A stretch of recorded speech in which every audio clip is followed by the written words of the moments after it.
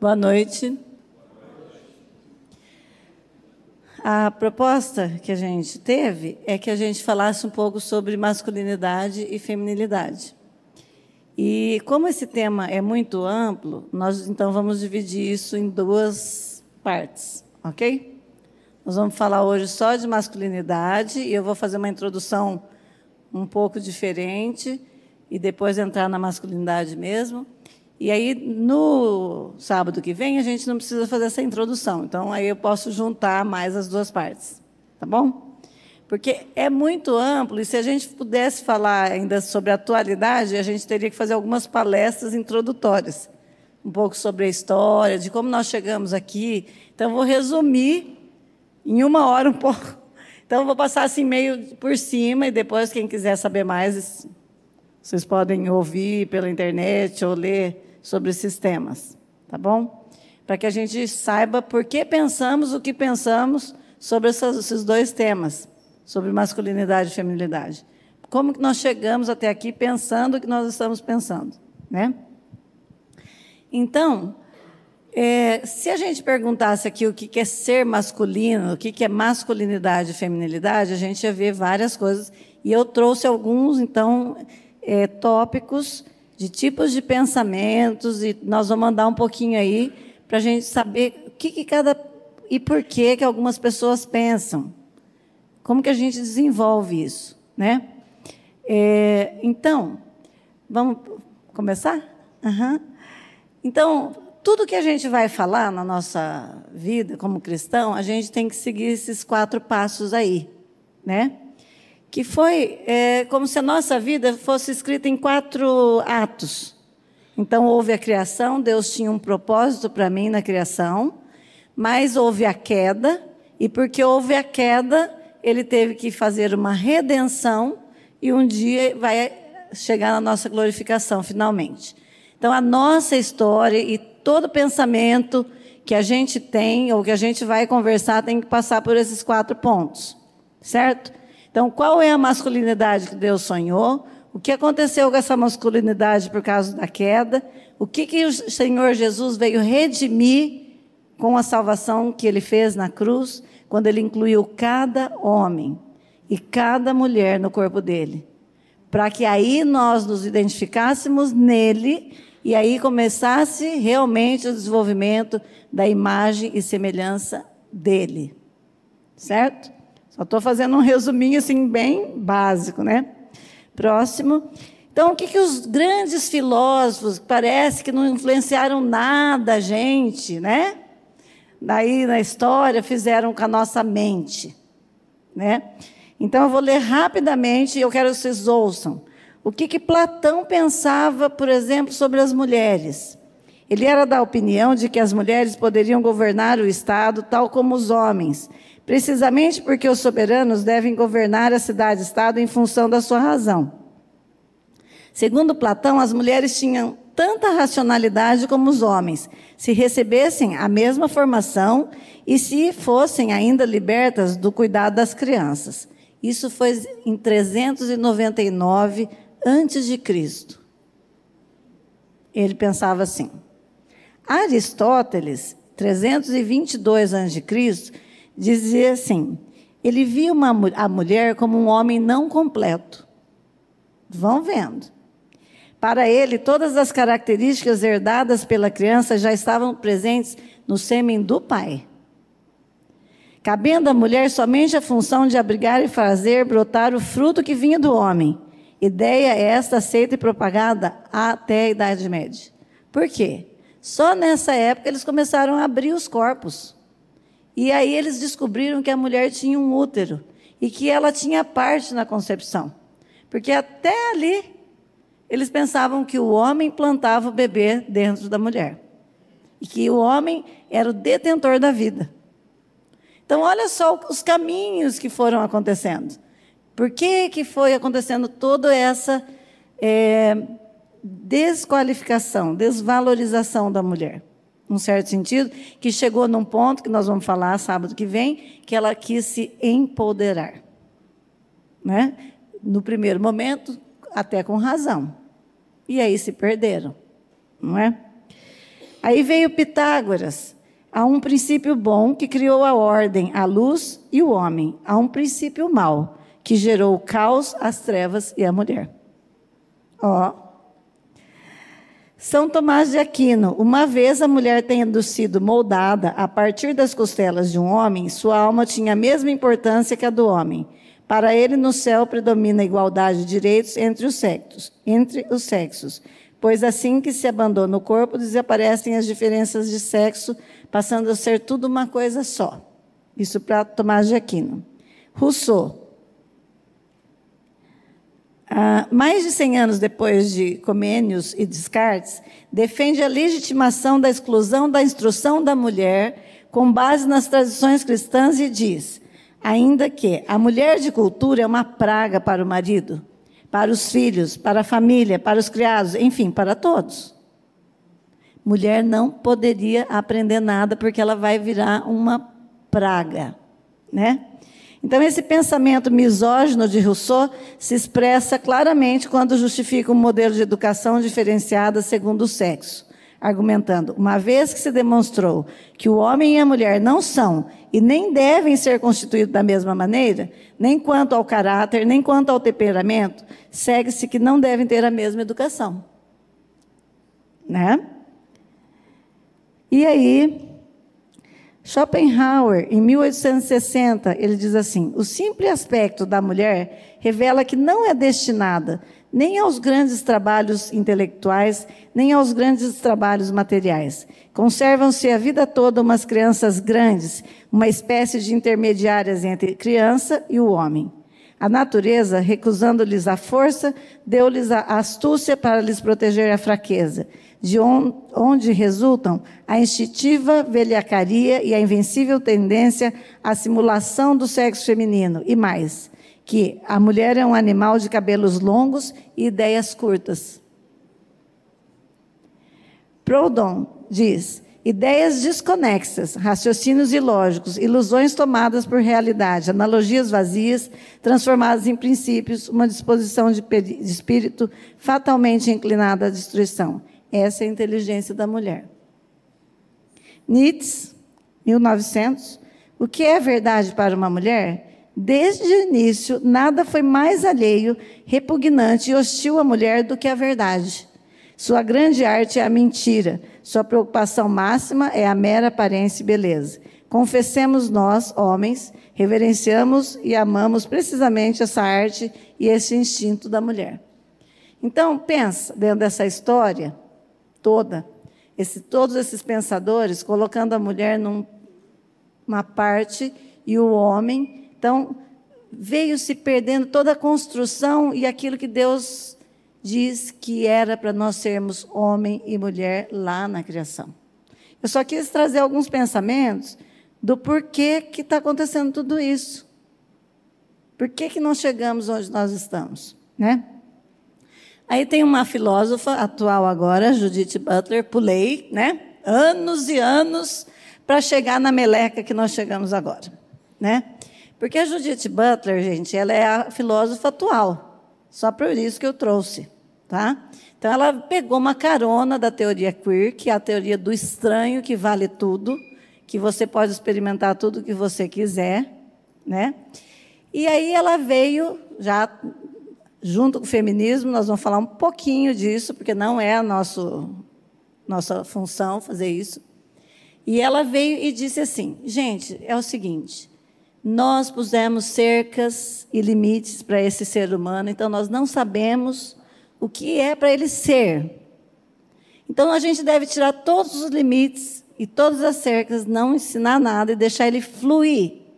E ele ser o que ele quer, no momento que ele quiser, da forma que ele quiser, a hora que ele quiser. Então, nesse momento do mundo, algumas pessoas estão fragmentadas e algumas se matando de profunda angústia, porque ela tem que negar uma coisa que ela é, e tem hora que ela pensa que ela não é, e tem gente achando que é um animal, e tem gente achando que é uma estrela, e aí? A gente não sabe funcionar nem como ser humano? Imagina como outra coisa. Enfim, Joguei um monte de pensamentos, se vocês quiserem, vocês podem ler um monte, né? Tem bastante coisa. Mas o que os homens atuais pensam da masculinidade? Então, esse Luciano Andolini, pode passar isso, ele fez algumas pesquisas com alguns homens. Então, se a gente pusesse no papelzinho aqui, não, né? Que a maioria é crente, é cristão, né? Mas se a gente fizesse ali no calçadão, lá na rua de São Paulo, lá na Times Square, nos Estados Unidos, talvez as respostas seriam essas, né? Então, uma resposta: masculinidade. Eu sinto que eu sou masculino porque eu me realizo como tal. Não tem nada a ver com o que você dirige ou quantas mulheres ou filhos você tem. Tipo, que carro você tem. Está relacionando isso, ser homem, né? Outro: tenho sido chamado de homem da renascença, um homem em contato com o seu lado feminino. Eu acho que sou masculino no sentido da autossuficiência. Outro: eu sou emocionalmente forte, sempre me virei sozinho e não tenho medo de nada. Por acaso, sou fisicamente forte, mas não é disso que deriva a minha masculinidade. Outro: eu finalmente estou feliz com o meu corpo e a minha masculinidade. Cara, me tomou um longo tempo. Eu até gosto do pouco de peso extra que ganhei. Parece que eu superei um obstáculo. Eu superei a magreza que me fazia sentir menos homem. Em primeiro lugar, diria que sou masculino por causa de como me sinto por dentro, quem eu sou e como cuido de mim mesma. De várias maneiras, minha masculinidade é atada ao meu papel de gênero masculino. E como eu quero me projetar e ser percebido pelos outros. Ser masculino é dominar um campo de estudo. Outro: eu me considero masculino porque passei um tempo na marinha, faço exercícios, tenho moicano, tenho tatuagens, eu sou tatuador, xingo muito e isso é tudo que consigo pensar agora. Né? Outro aqui pôs que ele gospe e xinga e faz e acontece e é peludo, enfim. Tudo que eles pensam que é ser masculino. Certo? Então, como nós ficamos? Próximo. Como nós ficamos, então, com esse pensamento? Nós vamos ficar com o pensamento do mundo, com as referências do mundo, que dizem para nós o que é para a gente ser, que é o antroporreferente, ou cosmorreferente. A nossa referência dos nossos pensamentos vão ser o que as pessoas vão dizer, que Londrina pensa que é ser homem, o que o Japão pensa que é ser homem, o que o Irã pensa que é ser homem, não é? Culturalmente. Ou a gente vai ficar com a teocentrismo, teorreferência, a nossa referência vai ser Deus. Isso é uma escolha individual que cada um de nós vai ter que fazer. Né? De repente, não é aqui que você quer estar. De repente, você quer ter tua referência lá fora. Mas se você é cristão, se você, porventura, sabe que existe um Deus que pôs ordem nesse caos e que pode pôr ordem nessa meleca que a gente faz, né, que enviou o seu filho para dar jeito em nós, então nossa referência tem que ser ele. Certo? E ele vem pôr ordem na nossa referência. Próximo. Então, aí nós vamos ler esse versículo. O que aconteceu? Então, nós estamos começando, lembra que eu falei? Criação, queda, redenção, glorificação. O que Deus pensou na criação? Né? Ele disse assim: também disse Deus, façamos o homem a nossa imagem, conforme a nossa semelhança, tenha ele domínio sobre os peixes do mar, sobre as aves dos céus, sobre os animais domésticos, sobre toda a terra e sobre todos os répteis que rastejam pela terra. Criou Deus, pois, o homem à sua imagem. A imagem de Deus o criou, homem e mulher os criou. E Deus os abençoou e lhes disse: sede fecundos, multiplicai-vos, enchei a terra e sujeitai-a. Dominai sobre os peixes do mar, sobre as aves dos céus e sobre todo animal que rasteja pela terra. Então, deixa eu pegar uma coisinha aqui. Grava esse finalzinho desse versículo. É para ele dominar sobre quem? Peixes do mar, sobre as aves dos céus.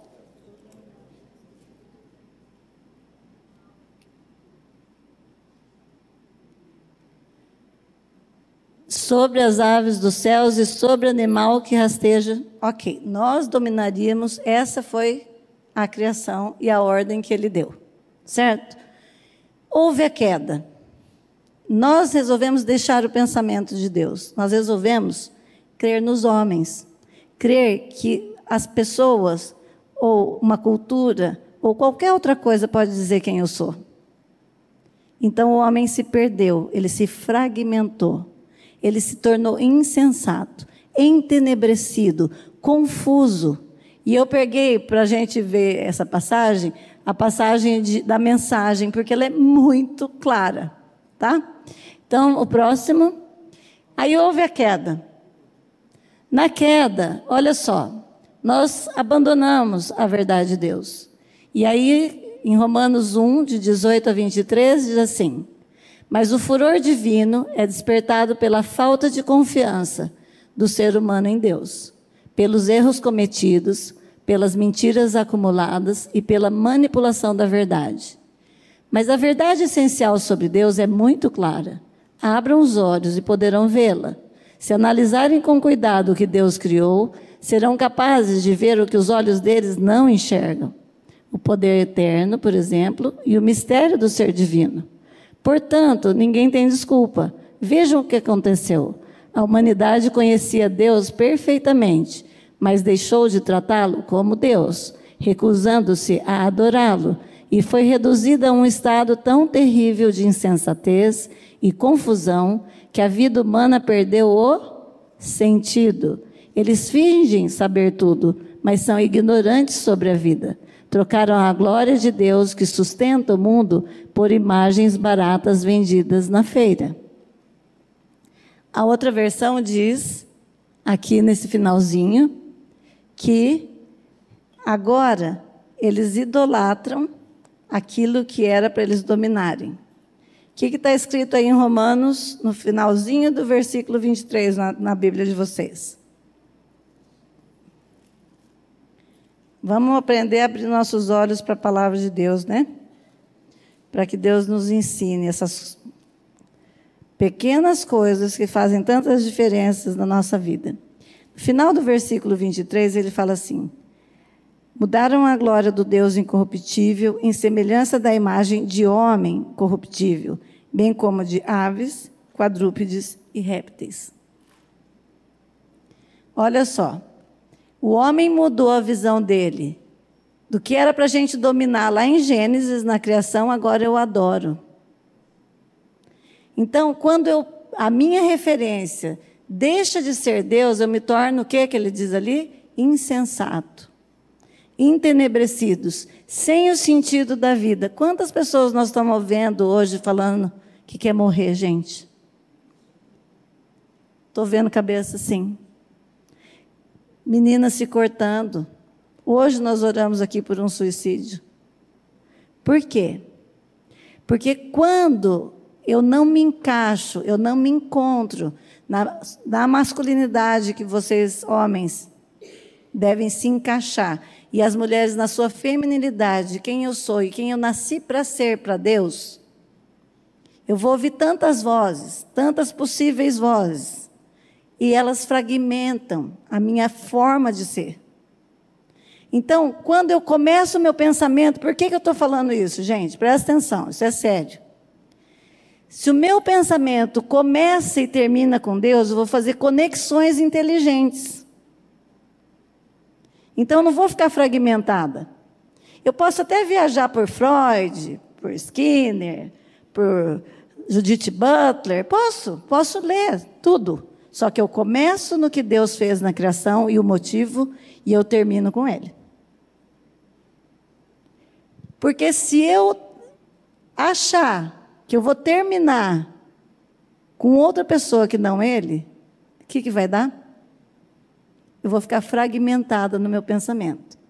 Então, a gente quer educar filhos inteligentes, a gente ensina eles a fazer conexões inteligentes. E as conexões inteligentes são as do nosso Criador. Porque ele está dizendo que a gente vai se tornar o quê? Insensatos, entenebrecidos, confusos. Eu nunca vi tanta gente confusa. Nós temos uma sociedade medicada, gente. Nos acampamentos de adolescentes, adolescentes medicados. Acampamentos de juniores, juniores medicados. Na minha época de juniores, eu só brincava. Eu ficava azeda de tanto brincar. Mas agora eles estão pensando coisas que eles não precisariam pensar. Eles simplesmente eram meninos e meninas. Então, vamos focar em Deus. Olhar para a tua sexualidade biológica e combinar com quem você é e partir para Deus, deixar Deus tratar com a gente. A gente tem o restinho da vida para ele fazer isso. Ele não tem pressa. Ele não tem pressa. E ele gosta de caprichar no que ele está fazendo com a gente. Isso é muito bom. E ninguém pode te aviltar. Porque o Pai quer fazer uma obra na tua vida. Ele quer transformar a gente numa mulher segundo o coração dele, num homem segundo o coração dele, mas que ele seja glorificado. Né? Então, entenderam a sequência de pensamento? Se eu não for na criação, tudo que eu pensar, mas o que Deus pensou na criação para isso? Deixa eu ver. Porque, gente, se não houvesse a queda, a Bíblia só teria 2 capítulos. Está tudo lá. Está tudo lá em Gênesis 1 e 2. Por incrível que pareça. Do 3 em diante, ele é arrumando a meleca que nós fizemos. Não é? Porque nós fizemos uma farra, né? E aí livros e livros, né? Lá em Daniel fala que a ciência se multiplicaria. Cada um quer escrever o que pensa sobre determinada coisa, porque o jeito que eu vou escrever, às vezes Deus te colocou mesmo para escrever algo muito especial e bem didático para ensinar alguém. Mas tem tanta coisa que já é e simples assim, né? Para que a gente vai complicar, não é? Então, próximo, olha, aquela TV ali é muito... Aí, Colossenses 2, 20 e 23 diz assim: se morreste com Cristo para os rudimentos do mundo, só para complementar Romanos, né? Para a gente não se perder. Porque, como se vivesseis no mundo, vos sujeitais às ordenanças, não manuseis isso, não proves aquilo, não toques naquilo outro, segundo os preceitos e doutrinas dos homens, pois que todas essas coisas com uso se destrói. Tais coisas, com efeito, têm aparência de sabedoria, como culto de si mesmo, e de falsa humildade, e de rigor ascético. Todavia, não tem valor algum contra a sensualidade. Né?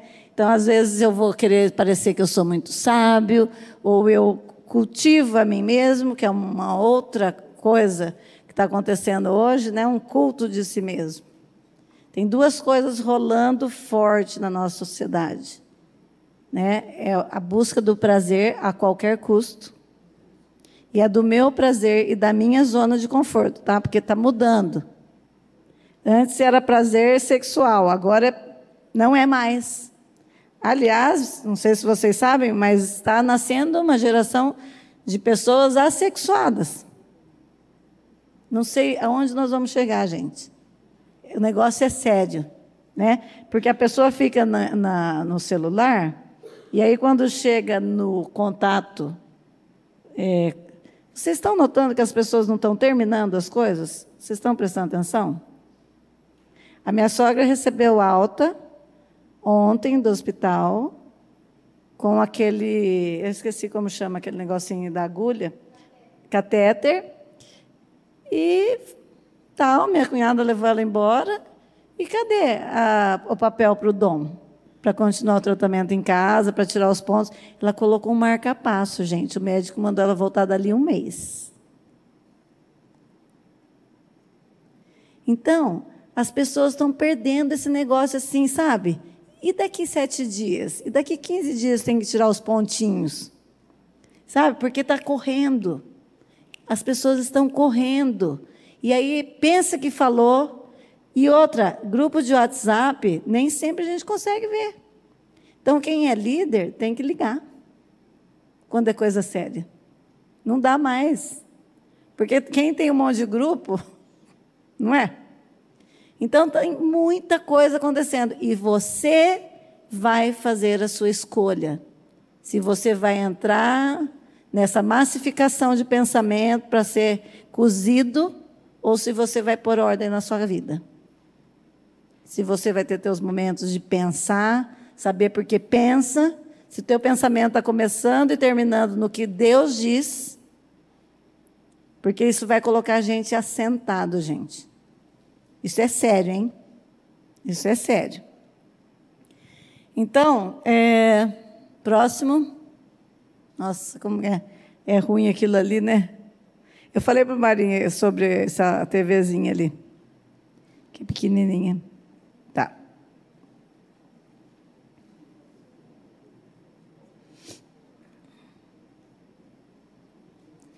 Romanos 12, 2. O que diz lá? Vou ler para vocês. O que tem que acontecer com a nossa mente? E não vos conformeis com esse mundo. Não toma forma desse mundo. Mas transformai-vos pela renovação, pela metanoia, pela mudança de mente, né? Do vosso entendimento, para que experimenteis qual seja a boa, agradável e perfeita vontade de Deus. Então, o dia é hoje para Deus começar uma coisa forte na tua vida.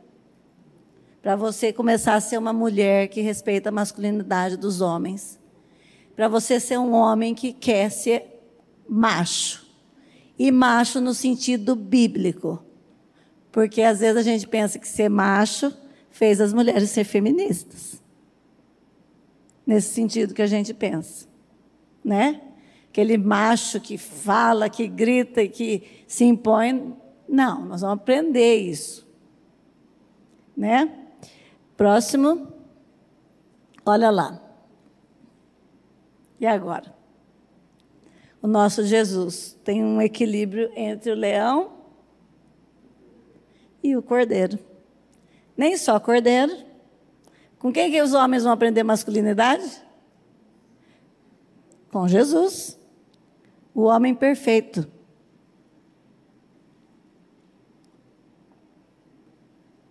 Horas leão, horas cordeiro. Qual a função do leão? Quer ver? Como vocês sabem, pode passar. Então, só para a gente, eu peguei duas definições de dois autores para a gente começar a pensar, mas no sábado que vem nós vamos criar a nossa definição. Depois que a gente pensar, cozinhar, ruminar, tudo que a gente vai falar aqui, a gente vai tentar fazer uma definição do que é uma masculinidade bíblica e do que é uma feminilidade bíblica. Então, ele fala assim, masculinidade e feminilidade para John Piper é um chamado distinto de Deus para demonstrar a glória do Filho de maneiras que não seriam demonstradas se não houvessem homens e mulheres. Esse é o motivo dele ter nos feito macho e fêmea, para expressarmos a glória do Filho no seu relacionamento com a noiva, comprada com seu sangue. Boa definição, né? Próximo. Do bispo Walter McAllister. A essência da masculinidade bíblica é uma convicção da responsabilidade benevolente de liderar, proteger e prover as mulheres de formas apropriadas aos relacionamentos distintos dos homens. Eu ia dar uma arrumada nessa aí, mas como ela estava escrito desse jeito dele, por isso que eu falo que a gente vai aprender. Nós vamos aprender a pensar, aprender o que o Pai quer, para depois a gente definir. Próximo. Então, liderar. Por que eu pus essas duas figuras aí? Pensando no leão, né? O leão da tribo de Judá. Não sei se vocês estão vendo ali, que é pequenininho, né? Aqui, ó a tribo de Judá, ficava na frente. Quando a corneta tocava, cada um sabia sua função e seu lugar. Olha como que Deus é. 2.500.000 pessoas imediatamente se arrumavam. A corneta tocava. Conforme o toque da corneta, O povo sabia que ia ter que andar pelo deserto, porque o fogo tinha andado, se era de noite, e se era de dia, a nuvem começava a andar, a corneta tocava, avisando que era para o povo levantar acampamento. Então, os levitas aqui tinham suas funções. Um pega os pilares, outro pega o todo, outro pega os utensílios. Era tudo organizado. E a tribo de Judá, com o seu estandarte, vinha aqui na frente, liderando, sem medo de ser feliz. Então, vamos conversar um pouquinho. Pode passar o próximo, deixa eu ver. Não, volta. Então, quando a gente pensa em liderança, a gente pensa em algo bem importante que tem a ver com a masculinidade, gente.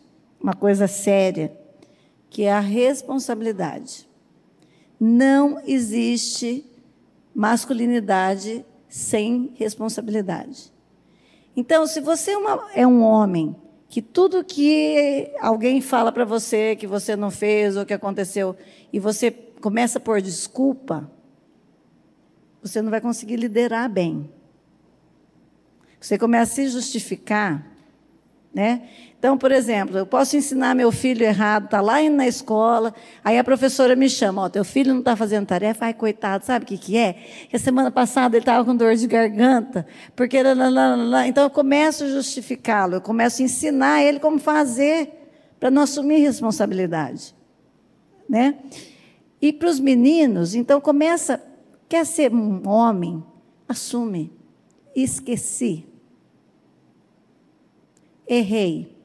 É tão gostoso, gente, é libertador. Vocês já experimentaram? Sabe por quê? Porque para a gente mentir, atrás vem outras mentiras, não é?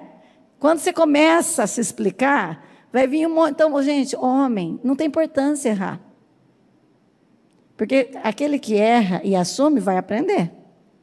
Mas quem não assume, como é que faz? Então, como é que a gente sabe que Deus colocou o homem para liderar a mulher?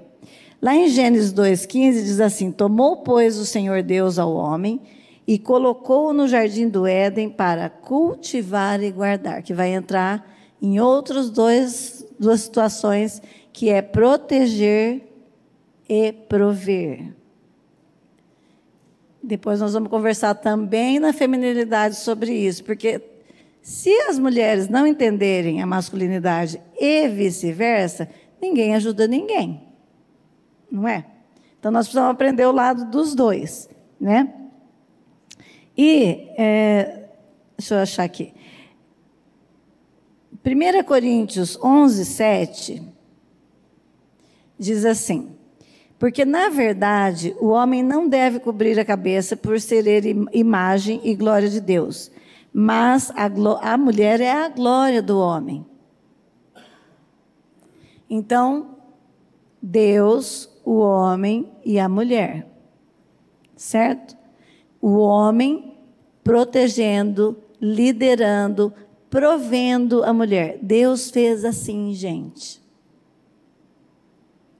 Hoje o Marinho estava me mostrando uma reportagem que na Turquia umas mulheres foram estupradas e os homens se vestiram. Olha como que os homens foram defender as mulheres. Dá uma tristeza. Eles se vestiram de mulher e começaram a se dar as mãos assim em protesto, em defesa das mulheres. Vão lá e dá. Sabe? Vocês já se colocaram, homens, em alguma situação que uma mulher está sendo ofendida, alguém está sendo, e você não fez nada? O sentimento de frustração, de você não exercer a sua hombridade, é muito grande. Não é? Então, ontem, o Bolsonaro falou assim numa reportagem. Eu falei para ela, se você me bater, eu acho que eu vou ter que te bater também. Por isso que ele se dá mal, né? Porque ele é destemperado, não é? Porque isso com uma mulher não é uma coisa normal, mas não é, não que ele deva de forma nenhuma, mas é uma reação instintiva masculina. Vocês entendem isso? Só que daí a gente quer que ele tenha juízo, né? Não é?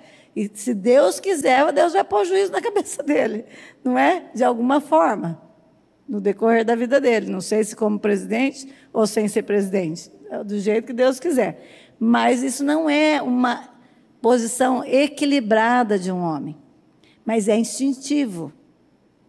É do homem a defesa.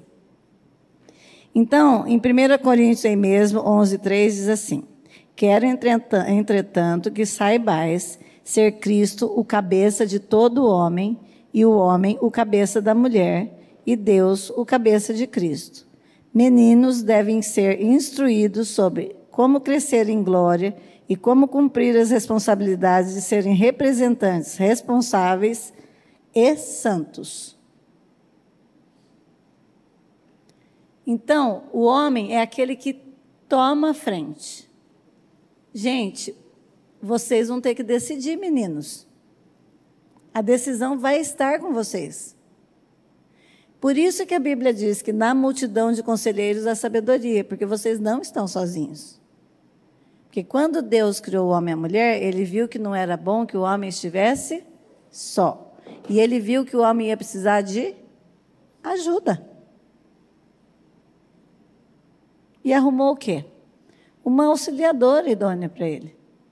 Uma ajudadora. Porque nós somos assim. Nós somos frágeis. Não é? E nós precisamos uns dos outros. Mas o homem, ele vai ter o ombro forte para decidir, mesmo que for para errar. Vocês entendem? Se vocês errarem, a família de vocês vai ter consequência. Certo? Mas a gente está junto para aprender, porque a mulher também está errando. Calma, vai ter a palestra delas. Por quê? Nós pecamos, gente, nós caímos. Nós somos fragmentados. Até que Cristo esteja sendo formado em nós, nós vamos ter misericórdia uns com os outros. Então, o cara faz um negócio errado, porque ele é o homem. Então, por exemplo, começa a sobrar dinheiro numa casa, ele começa a querer comprar um carro, ele começa a querer comprar aparelho de som, celular não sei o quê. Aí ele começa a driblar, arminha de paintball, né? Um videogame super mega power, sei lá, essa geração aí, né? Um computador, tal. A mulher fala, bem, vamos comprar uma casa. Nós precisamos de um lugar para morar, né? Nós precisamos arrumar os móveis da casa, mudar as coisas aqui, porque é o mundo dela. E aí, no final, quem é que vai decidir? É o homem. E nós estamos numa sociedade, gente, consumista. É mentira que nós precisamos de tantas coisas. É mentira, tá? Fica a dica para vocês. Se a gente morrer hoje, não tem nada que a gente vai levar. Então, a prosperidade de Deus, guarda no coração, é a ausência de necessidade. Eu sou próspera, porque eu entendi que o meu reino não é daqui. E para onde eu vou, eu não preciso levar nada. Então, tudo que eu tenho, está ok. Está ótimo. Não é? Então, se o líder, o que acontece? Quando eu e Marinho nos casamos, nós erramos muito, gente. Nós falimos, depois falimos de novo. Falimos assim, não tinha nada. Aí juntamos um pouquinho, perdemos tudo. Mas foi tão bom. Foi muito bom. Porque depois nós aprendemos. Nunca mais aconteceu algumas coisas, que eu não vou contar, que é muito comprido. Nunca mais aconteceu algumas coisas, porque a borrachada foi grande. Mas eu nunca falei para o meu marido, bem feito. Está vendo o que eu falei? Não, porque estava difícil para ele. Para mim também. Mas dentro do meu coração era assim, se ele aprender, nós temos o resto da vida. E, gente, Deus abençoa, Ele ensina. Né? Aqui nós estamos 30 anos para frente, 35, né?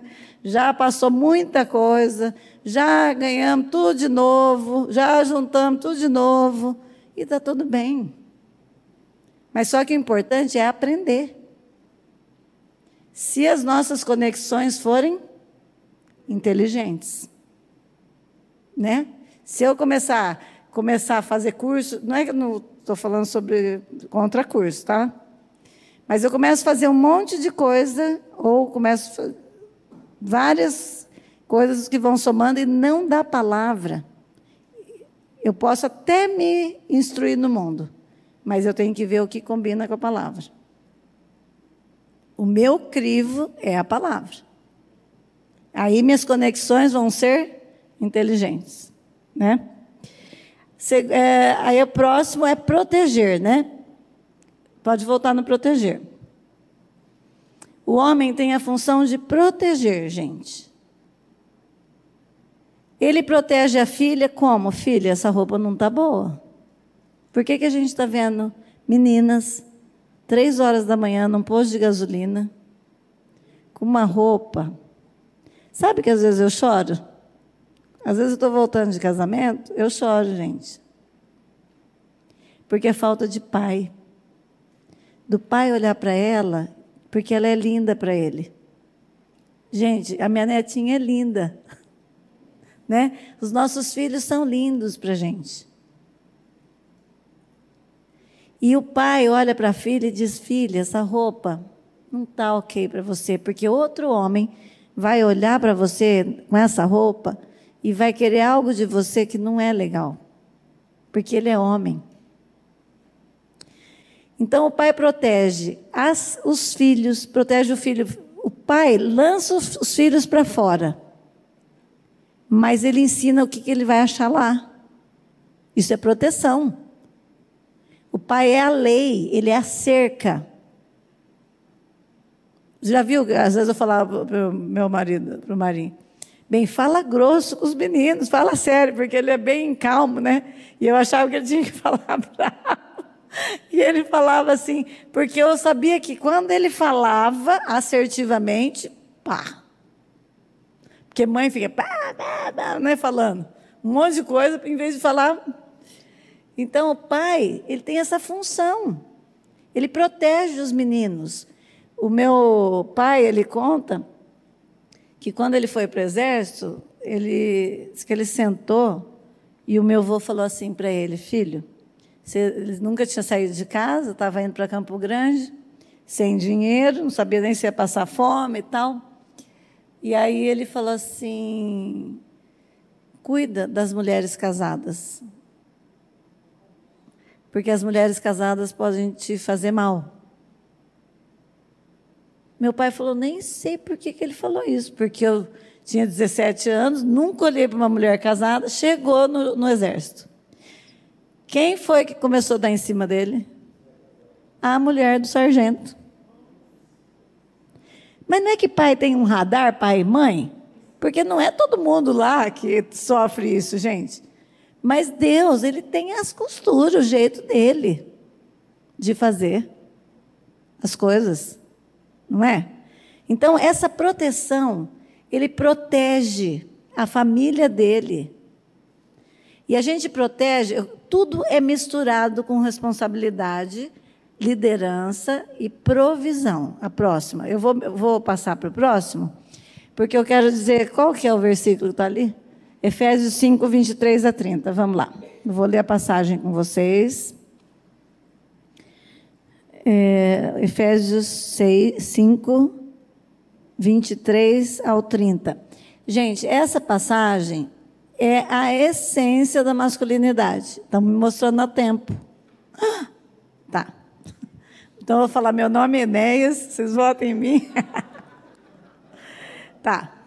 Pois o marido é o cabeça da mulher, como também Cristo é o cabeça da igreja, sendo ele próprio o salvador do corpo. De sorte que, assim como a igreja está sujeita a Cristo, assim também as mulheres o sejam seus maridos. Vós, maridos, amai as vossas mulheres, como também Cristo amou a igreja e a si mesmo se entregou por ela, para a santificar, purificando-a com a lavagem da água pela palavra, a fim de apresentá-la a si mesmo, igreja gloriosa, sem mácula, nem ruga, nem coisa semelhante, mas santa e irrepreensível. Assim devem os maridos amar as suas próprias mulheres como a seus próprios corpos. Quem ama a sua mulher ama a si mesmo. Afinal de contas, nunca ninguém odiou a sua própria carne. Antes, a alimenta e sustenta, como também o Senhor a igreja. Então, o que é prover, gente? Provisão, provedor. O masculino, o homem, ele tem que ser visionário. Então tá, sou mocinho, estou estudando, estou na faculdade, qual que é o próximo passo? Depois da faculdade, arrumar um emprego, né? Arrumar um trabalho, fazer um concurso, não é? Tá bom, arrumei um emprego, qual que é o próximo passo? Casar, né? Arrumar minha cara metade. Para casar precisa ter o quê? Precisa ter dinheiro. Então, o homem, ele vai ter que ter visão, e ele vai fazer a provisão. Presta atenção. Porque o nosso Deus é um Deus de provisão, é um Deus provedor. Ele sabia que a gente ia pecar. E qual foi a visão dele? Jesus, eu vou te enviar aqui antes da fundação do mundo. Ó que Deus de provisão. Vou providenciar uma salvação para você lá. Então, tem uma piada que diz assim, o cara chegou para o amigo e falou assim, o Renan, né, chegou para o Bino e falou, Bino, a Larissa vai ter neném amanhã, está de 9 meses. Você não tem um dinheiro aí para me arrumar, para me ajudar no parto? Aí o Bino virou para o Renan e falou, meu, você que está sabendo há 9 meses não tem, imagina eu que estou sabendo agora. Entenderam o que é a visão? Não é? Então, eu já sei que eu vou casar, então eu começo a ter essa visão e me organizar. O que está acontecendo com a nossa sociedade hoje? Ninguém olha, não faz essa provisão. Não tem essa noção de ser provedor. Eu vou me casar, eu vou ter um filho, meu filho vai estudar, minha filha vai casar, eu vou ter netos. E a Bíblia diz que é para os pais entesourar para os filhos. Isso é só quem tem uma visão, é visionário. Então, ele vai ser provedor. Olha, que lindo, né? Não é verdade? Então, gente, eu tenho que terminar, né? Mas sabe o que eu vou fazer? Vai dar tudo certo. Depois eu volto mais um pouquinho no começo do outro e a gente retoma. Então, guarda no coração, homens, liderar, prover, proteger, com afeto com os filhos, isso é proteção. E é provisão de afeto.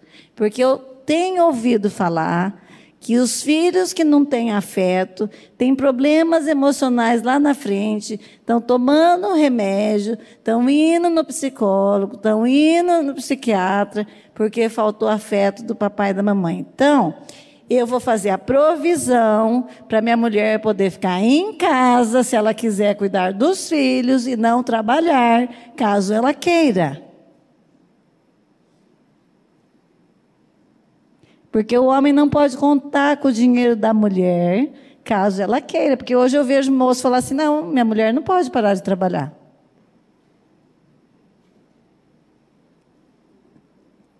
Isso não é ser provedor. Só que a mulher vai parar de trabalhar e eles vão ter outro nível de vida juntos, os dois em acordo. Não é? Isso é um acordo, gente. Então, nós vamos ter que reconversar isso, que eu quero conversar isso com vocês. Nada vai tirar isso de vocês. Então, o que vocês são? Líderes, provedores e são protetores da família de vocês. Vocês é que vão ver se estão todas as janelas e portas fechadas. vocês vão dar o último tchau para os filhos na porta do quarto. Aí o filho dorme a noite inteira, porque ele sabe que o papai está lá fora cuidando. Sabia? Essa é a cena bíblica. Me arrepia de pensar isso, que a gente perdeu isso. A gente falava, bença, pai. Aí tem criança que a gente nem dormia se o pai não abençoasse. Parece que não ia dar certo à noite. Sei lá, se ele não abençoar, vou sonhar com sei lá com o quê, né? Então, quero que guardem isso. Na semana que vem a gente retoma, ok? Deu para pegar um pouco? Tá bom, vamos orar então? Pai querido, nós te louvamos porque de uma maneira tão especial o Senhor nos formou, o Senhor nos criou, com propósitos eternos tão maravilhosos para nós. E Pai, nós nos perdemos. E nós te agradecemos porque o Senhor enviou o teu Filho Jesus para nos tomar, para nos salvar de nós mesmos. E vim nos ensinar, Senhor, como ser a sua imagem, a tua semelhança. Pai, renova nossa mente. Ensina a cada um aqui, a cada homem. Derrama a tua hombridade, Senhor, sobre cada homem aqui. Derrama desejo de te conhecer, de aprender a melhor forma de ser homem. Homem forte, amoroso, firme, responsável, líder, provedor e protetor da casa deles, da família deles, dos amigos deles, das amigas deles. Que eles sejam homens gentis e fortes. Que eles sejam leões e cordeiros. Que eles sejam parecidos com o Senhor. Nós te louvamos e te bendizemos por essa noite, em nome de Jesus. Amém.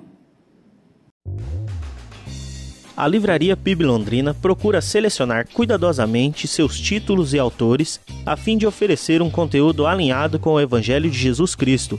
Bíblias, livros de teologia, devocionais, literatura infantil, biografias, comentários bíblicos e muito mais. Dispomos também de um acervo de CDs e DVDs das mais de 5.000 mensagens ministradas na Primeira Igreja Batista em Londrina. Visite a Livraria PIB Londrina e conheça ainda mais. Livraria PIB Londrina, de segunda a sexta, das 13h30 às 18 horas. Endereço na Avenida Paraná, 76A, próximo ao Calçadão, bem no centro de Londrina. Ligue para 3372-8921 ou acesse o site www.livrariapiblondrina.com.br.